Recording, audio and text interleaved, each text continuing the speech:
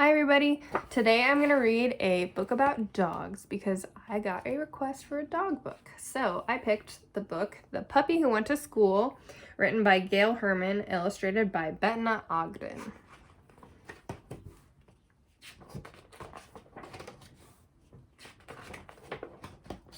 Wags was Ben's puppy. Everything Ben did, Wags did too. He went swimming and did the dog paddle. He had lunch when Ben had lunch. He even went to baseball games, where he had his own special seat. They went everywhere together. That's why Wags just couldn't understand it when one morning Ben ate his breakfast, walked out the door, and got on a bright yellow bus, leaving him behind. "Bye, Wags, I'm going to school," called Ben, waving from the bus window. Wags was so surprised. There was only one thing for him to do. Before the bus was out of sight, Wags went chasing after it. By the time the bus stopped and Wags caught up with it, all the children had gotten off and gone into school. Wags bounded up the steps behind them. "Woof, woof," he barked. Inside, down a long hallway, he saw a pair of sneakers. Was that Ben? Wags started toward the sneakers. Suddenly, he heard a bell. Ring! In a moment, there were sneakers and legs everywhere, rushing all around him. Wags couldn't see that pair of sneakers anymore. He couldn't see much of anything, so he followed the crowd.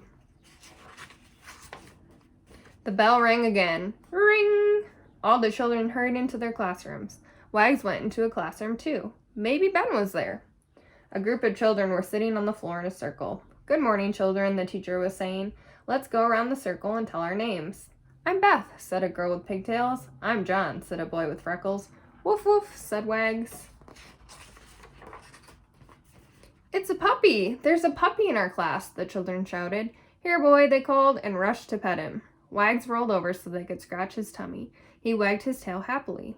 But Ben wasn't there, and soon Wags went on his way. "Goodbye, puppy," the children said. Next, Wags padded into the art room. Ben wasn't there either, but Wags smelled something interesting. Paint! The children were finger painting. Wags crept closer to get a better sniff, wagging his tail with excitement. Oops, he knocked over a jar of the blue paint. Oops, he knocked over a jar of the red paint. "It's a puppy!" shouted the children. Wags jumped up on the table. Stamp, stamp, stamp. Wags left red and blue paw prints all over the paper. "Woof!" Wags barked at his picture. All the children crowded around Wags. "He's paw painting," the children said to their teacher. "Can he make another picture?" But the teacher shook her head. "Come on, puppy," she said, shooing Wags into the hallway. "Go back home where you belong." But Wags couldn't go home yet. He ran through the school searching for Ben. "No running in the halls, please," called the principal as Wags skidded past her door. Then Wags noticed a water fountain. All that running had made him thirsty. He needed a drink. "Here, doggy, I'll help you," said a girl who was in the hallway. She lifted Wags up to the fountain and pressed the button. Whoosh! The water spouted up and Wags lapped at it happily.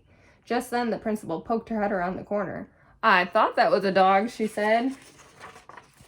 But before the principal could come any closer, Wags ran off down the hall, following his nose to the school cafeteria. What wonderful smells he smelled there.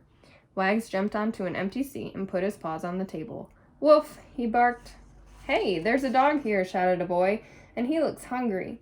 "He can have my egg salad sandwich," said one girl. "He can have my tuna fish," said another girl. "Here's a banana. Try some lettuce." "Bologna! Dogs like bologna." All the children came over to give Wags their lunches. Suddenly, the principal rushed in. "Is that dog still in school?" she asked.